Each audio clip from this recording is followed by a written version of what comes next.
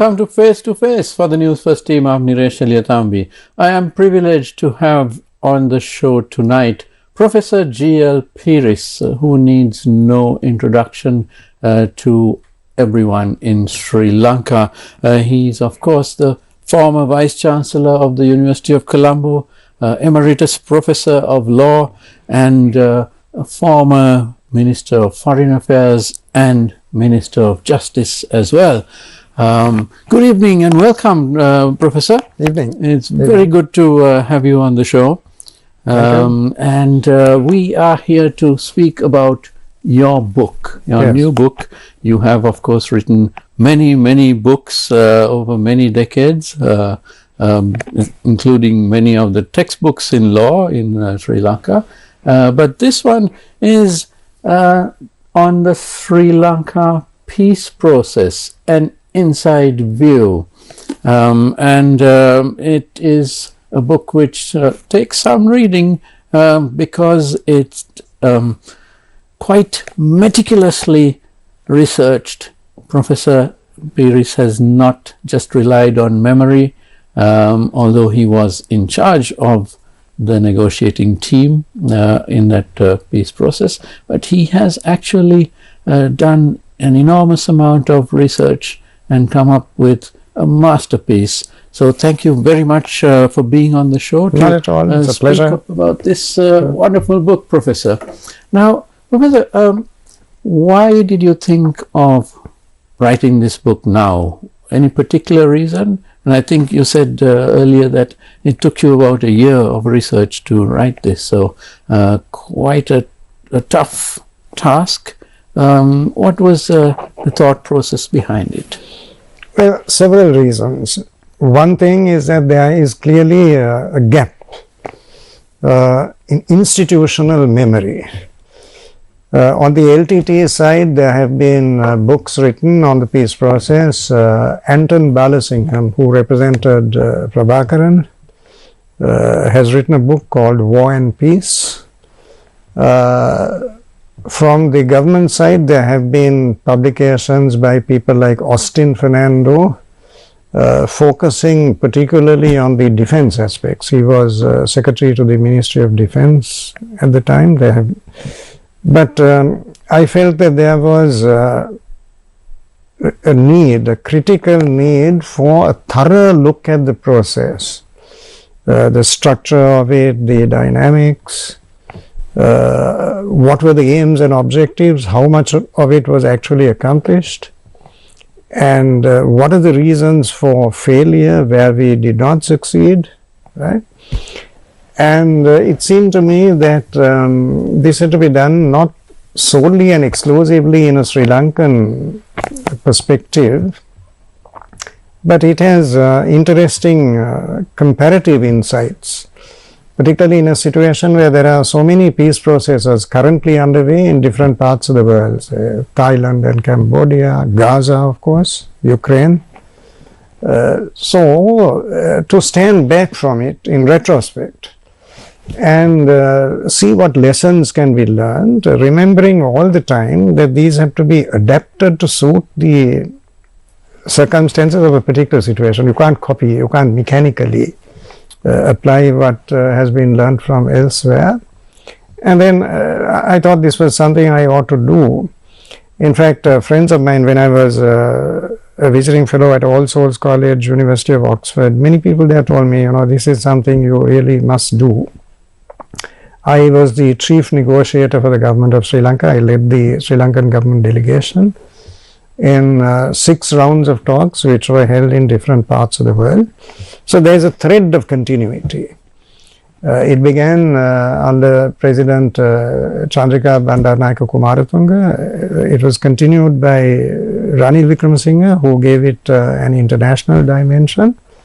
So through all of those stages, I was centrally involved in the process and was therefore equipped to write a narrative of this kind, and I thought this was something I ought to do in the national interest. Otherwise, this will be forgotten.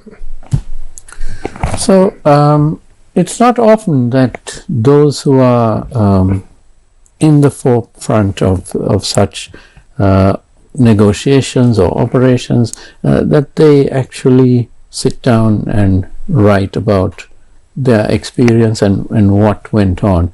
And this is why history is tragically so often repeated, because we don't learn the lessons of the past. Perhaps there just aren't enough books written, including by generals, by statesmen, and so on. Would you encourage more book writing by Sri Lankans who have participated in all walks of life, from the private sector to the government? I think so. I mean, I think the problem is that we are all so busy. The day is so full of activity. So there is very little time for reflection. I couldn't have written this book when I held office. The pressures were too great. But now, since I have a little more leisure, I am involved in a variety of activities of one sort or another, but the opportunity presented itself, and I felt this was worthwhile to reflect in an objective spirit on what happened, the entire course of the negotiation, and to make a dispassionate evaluation and an assessment of it in a manner that would be useful for others who embark on similar initiatives in the future. Interesting. And you have had several discussions with regard to the book, and I was at one of those, and there were a large number of diplomats, and interestingly, Erik Solheim, who played a significant role in the peace process. He was also there. So everybody was quite eager to see and to read your thoughts about this, about what actually went on. Erik Solheim's presence was a coincidence. He happened to be visiting Sri Lanka at the time, and when he heard about this event, which was organized by the Oxford Society in Sri Lanka, under a new committee, a new president and a secretary, they are now very active. And they thought it would be useful to organize a symposium on the book. And as you say, it attracted considerable interest among the diplomatic community in Colombo. Many of them were there, and Erik Solheim joined us and made a contribution which I think enlivened and enriched the proceedings. He was at the time of the peace process, he was Minister for the Environment in Norway, and he's still very active in matters connected with the environment. So he played a leadership role with Vidar Helgesen, who was the Deputy Minister of Foreign Affairs of Norway. Jon Westborg was the Norwegian ambassador here. He was succeeded by Hans Bratska, Tore Hatram and others. But Erik Solheim certainly had a deep insight into the entirety of the process. All those names you just mentioned, Professor, it's like going down memory lane for me, because I covered the war and the peace process for several decades, including when these peace talks were going on. Would you like to take us through the 6 rounds of peace talks, which I think the first one was at Satahip in Thailand, and that was in September of 2002. Yes. So was there any particular reason that Thailand was chosen, or how were the venues chosen and so on? Well, several reasons. One is there was a preference for an Asian capital, an Asian location. It made travel easier, it cut down costs and so on. But We had 3 rounds of talks there, but we also had meetings further afield in Norway, in Berlin, West Germany. We had one in Hakone, Japan. Right? The trouble was that the LTTE were convinced that they were militarily invincible. That the Sri Lankan armed forces might win a battle or a skirmish, but that it was absolutely impossible for Sri Lanka to win the war. So they went through the motions of discussions, but without a real sense of commitment. What they were really interested in was an interim arrangement which would give them legitimacy. By that time, they had already carved out for themselves a territory in the northeast which they dominated. So they had their own police force, they had their own banks, a postal system, everything. But they wanted recognition of that reality by the international community and by the government of Sri Lanka. But beyond that, I mean, in a process that is as complicated as this, and with a reservoir of distrust and hatred among the parties, it has been the experience in many parts of the world that you do need an interim arrangement. It's not possible to proceed straight to the final settlement. But the necessary qualification is that there has to be a connection between the interim and the final settlements. So the position of the government of Sri Lanka is that we are not in principle opposed to an interim self-governing authority, which is what they were wanting, but there has to be a clear trajectory. After that, how do you proceed towards the final resolution of the matter? But there we found a total lack of seriousness on the part of the LTT. Right? Then there are other issues. It took some time to resolve some of these matters at the preliminary stage. For instance, looking back on the whole process, one would consider whether is it necessary to have a facilitator. Norway was the facilitator. Well, to Jaffna to talk to the LTT. Those were referred to as the Jaffna talks, and they were done mainly through letters. So that was referred to as the epistolary phase of the talks. It did not succeed. And then after the general election which brought Ranil Wickremesinghe into power, while President Kumaratunga continued as president, it was decided that we needed some form of facilitation. Right? Then thought was given, who would this be, which country? There was a desire to avoid very powerful countries with significant geopolitical interests in the Indian Ocean region. Right? Norway was thought to be acceptable to everybody. It had no major military clout or political clout, no great ambitions with regard to this region. And also, not many people know this. I mean, Norway is today known in Sri Lanka principally because of their involvement in the peace process. But long before that, they were very much involved in economic development, especially in the Hambantota district, in the southern part of the country. You know, roads, minor irrigation systems, and so on. Right? They knew the country, and of course they had a worldwide reputation for international diplomacy and the constructive role that they had played in many peace processes. So they seem to have all the necessary qualifications, and Norway was chosen. There were also other issues that came up. For instance, in the early stages, you spoke of the meeting in Thailand in September 2002. Before we could meet at all, there were some problems to be resolved.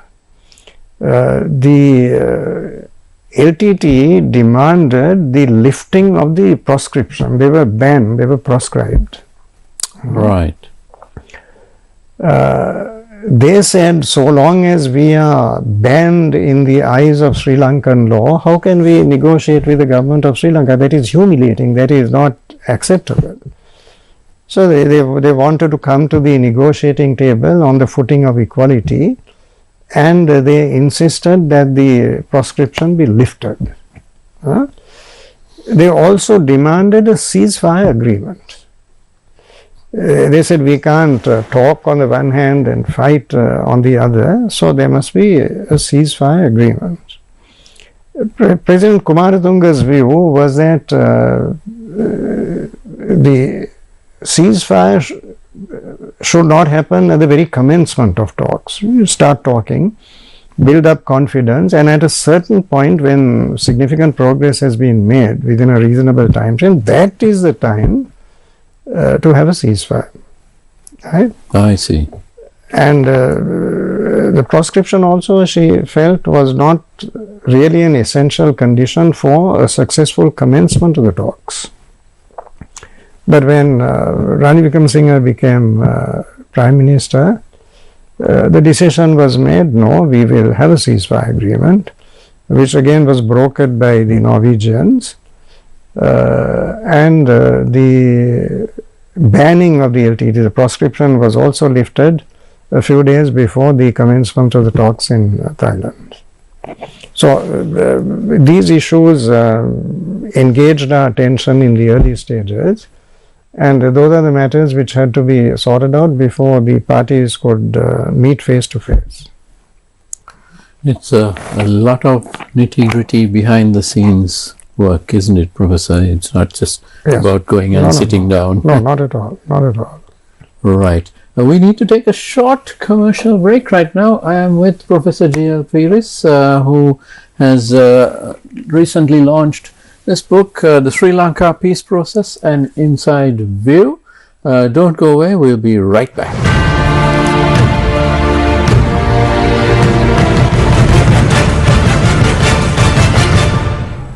මේ හරිස් චන්ද්‍රගේ පවුලේ උදවිය.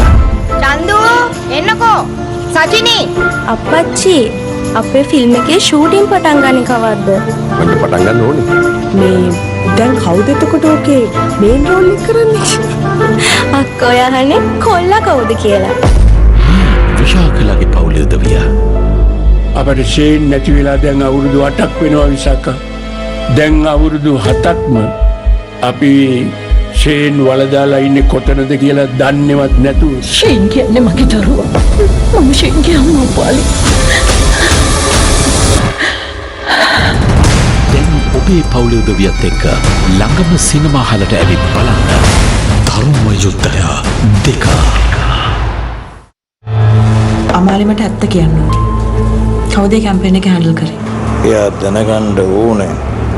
එයාද මේ තත්ත්වෙ ඉන්නේ එයාගේ එකම සහෝදරයින්ද කියලා. මට මේ මනුස්සයා ගැන දැනගන්න ඕනේ. මම නැති ටිකේ මගේ කැම්පේන්ස් හැන්ඩල් කරේ මේ මනුස්සයා. මගේ කැම්පේන්ස් වලට ක්‍රවුඩ් එකක් ඉන්නේ මේ මනුස්සයා හින්දා. ඔයාට එක්ස් වයිෆ් කෙනෙක් ඉන්නවා. කාලයක් තිස්සේ ඔයා වෙන පවුලක් නඩත්තු කරනවලු. අංකල් ඩැනී එක ජීවත් වෙන සිද්ධ වෙච්ච එක ගැන කවදාවත් ඔයාගේ හිතේ පොඩිවත් දුකක් පසුතැවීමක් ඇති වෙලා නැද්ද අවන්ත? කළු අහස හෙට රාත්‍රී 7:30ට සිරස ටෙලි තිරයෙන්. සහේ ඔව් ගෙදර තමයි ඉන්නේ මොකද්ද මිනිස්සු කරපු චීත්ත වැඩේ ඔයා තාම නිකම් පාලිත අංකල් විතරයි. ඒ නිසා තාත්තා පාත් දාගෙන ඉන්න එපා හරිද? ඔයාගේ මල්ලිගේ තියෙන සහෝදරකම එයා කොච්චර ඔයාව විශ්වාස කරනවද? මගේ අතට අකුණු දවසට තමයි ඔකට තේරෙන්නේ උට වඩා මම පිස්සෙක් කියලා.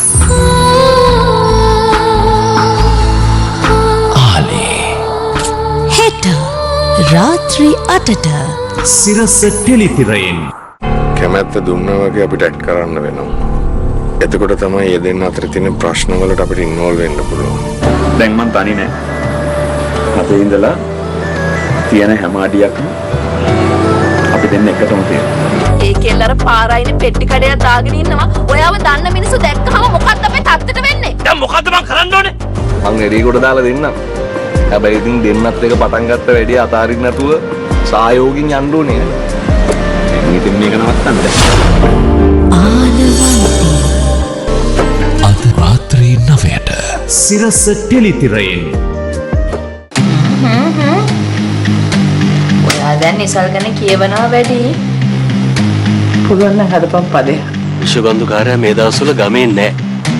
මේ මැදවච්චේ පැත්තේ මොකද්ද ලොකු රාජ්‍ය උත්සවයක් තියෙනවා කියලා මිනිහා ඒ ඩියුටි දා.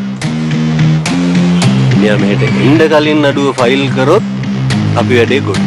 සර්ලා දවසක් දෙකක් ඉන්නද ආවේ? නෑ මම අදට ෆ්ලයි කරනවා. අපිට එයාපෝට් එකට යන්න වෙලා වෙනවා. කොටෝ අද රාත්‍රී 9:30ට සිරස ටෙලිතිරයෙන්.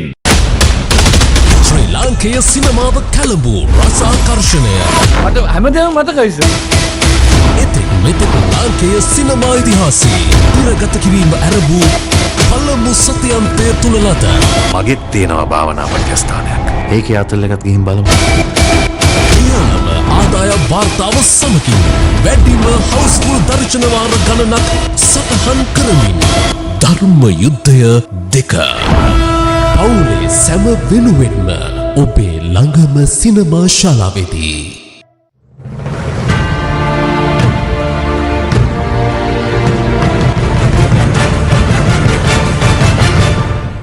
Welcome back to Face. I am with Professor G.L. Peiris and we are discussing his latest book.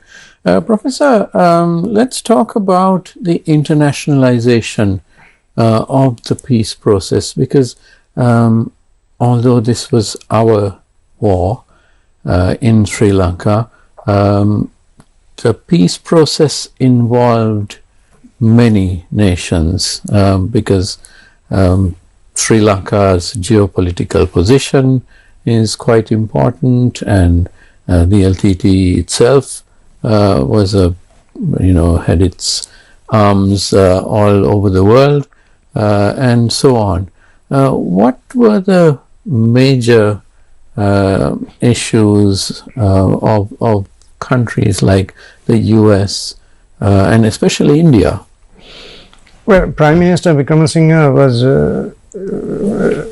thought it very important to bring international actors into the process in order to give it stability, to secure greater acceptance, and it was very much in line with his broader approach of attracting large volumes of investment into the country, enhancing Sri Lanka's international trade. So there was a larger purpose connected with rapid economic development. So the international community had to play a role. The United States had a special problem. They had banned the LTT.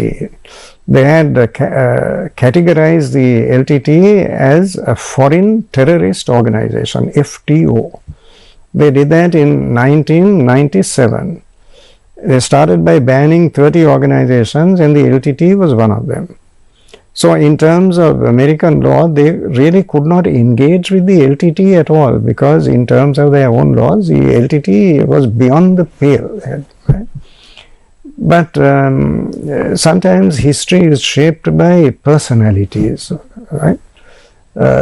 We had at that time, as the United States Deputy Secretary of State, Richard Armitage. Richard Armitage took a particular interest in Sri Lanka. He had been sent by President Reagan to Colombo during the 1983 disturbances, and he developed a keen interest in Sri Lankan situations. Right? So he therefore found imaginative, innovative means of engagement, overcoming the obstacles that arose from the American banning of the LTT. And he took the line, just because you're banned, don't think that we will never talk to you or recognize you. The future is in your hands. If you show by action, not by mere words, that you are changing, the basic character and complexion of the organization, then we will certainly be prepared to lift the ban and engage with you. So he wanted the United States to play a constructive role, not to cut off all links. India had a special problem, especially because of the assassination of Prime Minister Rajiv Gandhi. See, that was done by the LTT, and that made it difficult, almost impossible for India to play an active role in the process. They could not be seen to be engaging with the LTT at all, because of the realities of politics in South India. But they had a clear vision of what they would like, the 13th Amendment. They had invested a great deal of time. There was the IPKF, which came to Sri Lanka as a result of an agreement that had been entered into with President Jayawardena. That was a very unhappy episode. The Indian Army, the fourth largest in the world, lost about 1,200 men. Right? So they wanted a political settlement on the lines which they had negotiated, but clearly in their minds the LTT could play no part in that. But at the same time, they did not want directly to be involved in the elimination of the LTT. That created political problems for them. Japan was principally interested in the economic side of it, and one of the highlights of the peace process was the donor conference that was organized in Tokyo in June 2003. It was the largest conference of its kind as far as Sri Lanka was concerned, because we had the participation of 51 foreign countries and 23 international organizations. Quite impressive. Very impressive. It was extremely well organized, and it ended up with the pledges of 4.5 billion US dollars to be used in Sri Lanka over a period of 4 years. But of course, it was conditional. Sri Lanka had to make progress with the peace talks as a condition for receiving this money. But Japan said, okay, there are conditionalities, but we are going to be flexible. You know, Japan was Ceylon's largest donor after independence. They did not want to fetter their freedom of action by conditions imposed by other countries. They wanted to deal with Sri Lanka on their own terms, Japan. But then this whole question of economic resources created a problem. The feeling was, if there was an infusion of foreign money into the country and life became better, particularly for the people of the north and the east, and there would be an incentive to join the peace process, right?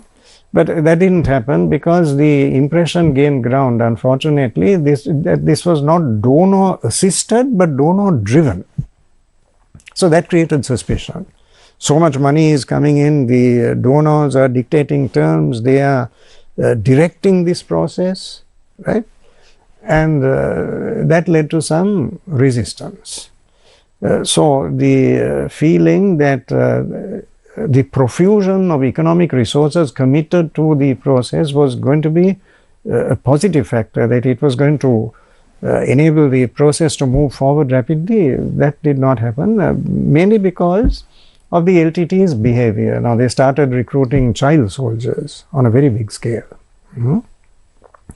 The United Nations at that time appointed a special officer, a representative of the UN Secretary General in respect of child soldiers. So that created the impression that the LTT were pulling the wool over the eyes of the government, deceiving the government, right? Then the sea tigers were very active. The Sri Lanka monitoring mission, which was supposed to monitor the truce, proved to be totally ineffective. You know, the interesting thing is that when the process started, there was about 90% support for it. 90% of the people wanted it to succeed, and they thought that there was this time a reasonable chance that it would succeed, 90%. By the time it ended in 2006, by the middle of 2006, the number of people who thought that this was going anywhere, that it was going to produce any kind of positive result, had fallen to less than 10%. So there was a huge shift in opinion. At the beginning, even Sinhala opinion, the vast majority of people in Sinhala speaking areas also felt that this was timely, it was opportune, and that it needed to be encouraged. But that perception changed very rapidly as the process continued. Now, Professor, you mentioned about the positions of the LTT, and our war is one where there were many attempts at peace talks, negotiations. I think starting with Thimphu in Bhutan in the 80s, and then in Colombo in 89, 90. Those talks, I think, went for about 6 months. And then again, 1994, 95, you mentioned the team which was led by Mr. Balapatapandi, which included, I think, Lionel Fernando, Rajan Asirwadan, and Navin Gunaratne. Yes.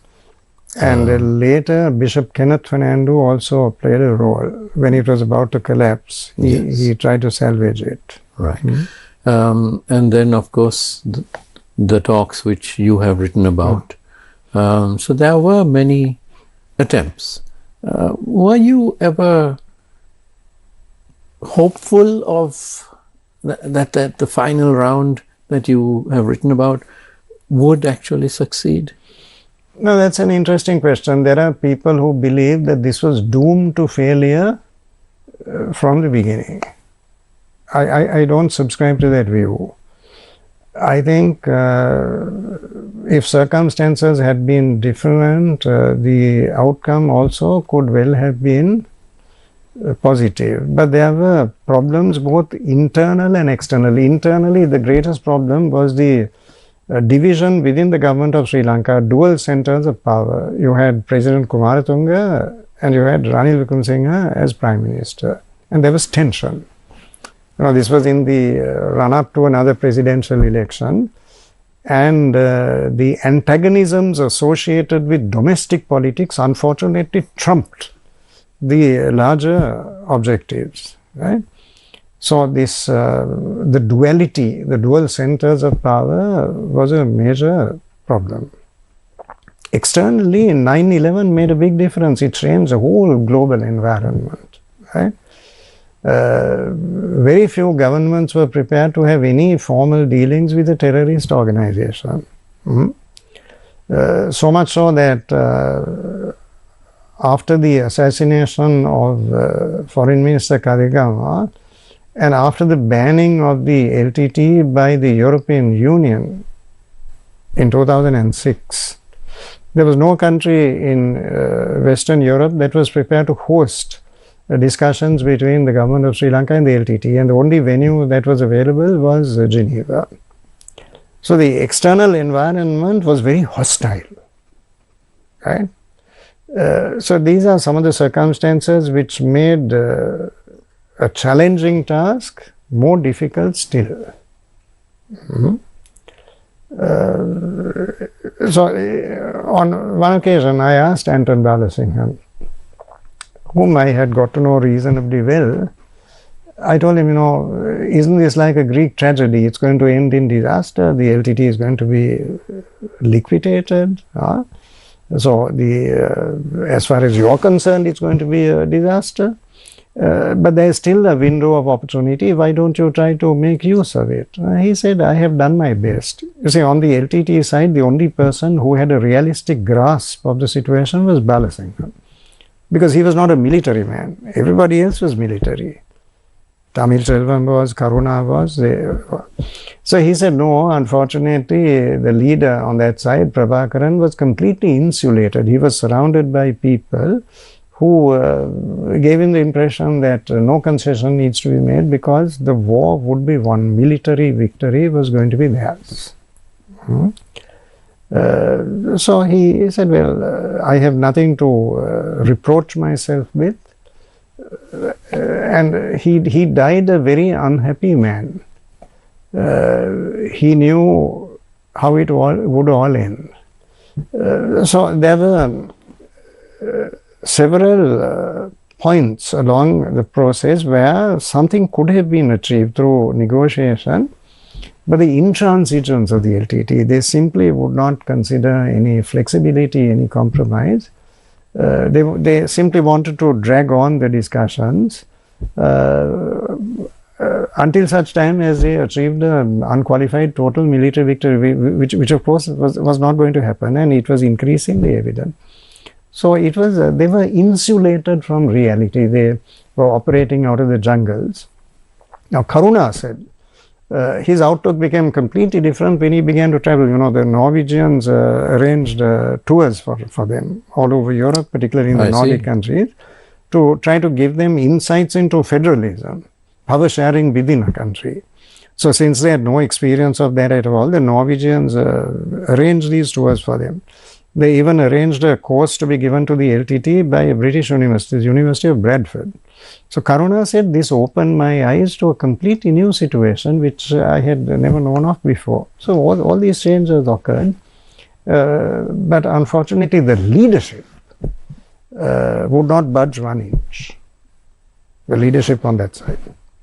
But there has to be a certain give and take, otherwise it's doomed to fail, isn't it? That's the whole essence of a negotiating process. Yes. So that is what was lacking, the will to do it on the other side. But you stuck to the task even during the government of 1994, where you were trying to bring in, you wrote a new constitution, and then of course the peace talks and so on. So you never backed away, and you never lost hope. Yeah, the most comprehensive constitutional proposal up to now was contained in the draft which I presented to Parliament on behalf of President Chandrika Kumaratunga. She was President, she was very actively involved in the process. I was her Minister of Constitutional Affairs, and we presented this draft on the 3rd of October 2000. Even today it is the most comprehensive draft, right? I'm not suggesting that it can be implemented now, several decades after it was done, but there is much in it which suitably adapted could serve us well. You know, in Sri Lanka we have been reinventing the wheel all the time. We don't make use of work that has already been done and that is available, that's at our disposal, right? So I mean, so much as we had the Lessons Learned and the Reconciliation Commission, we had the Udalagama Commission, we had the Maxwell Paranagama Commission. So there is a large volume of material that is available. There's no need to, to put it all on one side and start such a process all over again. So I think what we need to do is to take stock of what is already there and see how best we can make use of it in the national interest. Which I think brings me back to one of the points I made earlier, that people such as yourself need to impart this wisdom much more, because right now one of the expectations is that we will have a new constitution at some point, but it's been slow going, and perhaps it is because not many people know how to set about it, as you did. We do need a new constitution. After all, our constitution was enacted in 1978. So a lot of water has flowed under the bridge since then. Constitutions are not hewn in stone. They have to change with changing circumstances. But the important thing is extensive consultation with stakeholders. Okay? No constitution is going to stand the test of time if it is done hurriedly. And if it is imposed on the people, it must emanate from society. So there has to be consultation with political parties, with civil society, with religious leaders, right? And it has to be in keeping with the culture of the country. and it is such a constitution that will be enduring, that it will stand the test of time. So I think we should attempt to come up with at least the bare bones of such a constitution, which can be refined and developed as we go along. The 1978 constitution is certainly in need of drastic change. What I recall of your efforts to write a new constitution, and unfortunately it didn't get adopted, but what I recall, Professor, back then was that we as journalists, we used to continuously ask you, yes, how's the constitution going? And you would always be very transparent, and you would tell us, all the discussions you had, all the different parties, but you also preached patience, and you would tell us you can't write a constitution overnight. And in fact, you spent 4 or 5 years doing it, and you came up with this fabulous draft. But of course, the backing was not there in Parliament because there was no 2/3 majority and so on. Yeah, it was not solely my effort. Dr. Jayampati Vikramaratne, who was at that time advisor to the Ministry of Constitution, has played a leading role. And Mr. Sarat Silva, who subsequently became Chief Justice, was at that time Attorney General. Yes. So he was very actively involved with us in the preparation of the Constitution. You do need patience. Patience is absolutely indispensable.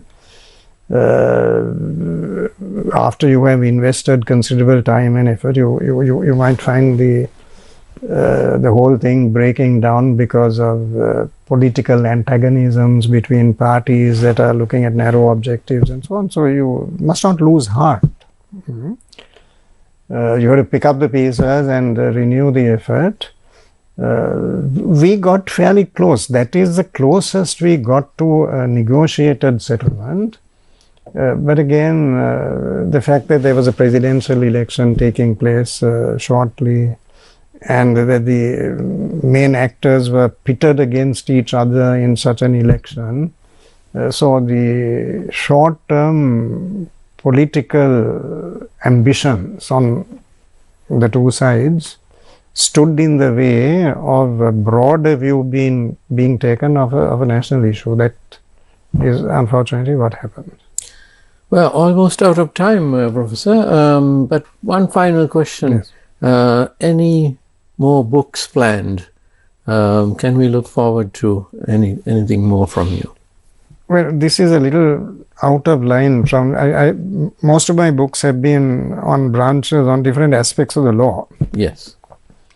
So I have spent some time doing a thorough revision of established texts, which have been reprinted from time to time. For instance, the law of evidence, it has gone into about 4 or 5 reprints, but now we've done a thoroughly new edition, incorporating new material like computer-generated evidence. We've added a whole new chapter.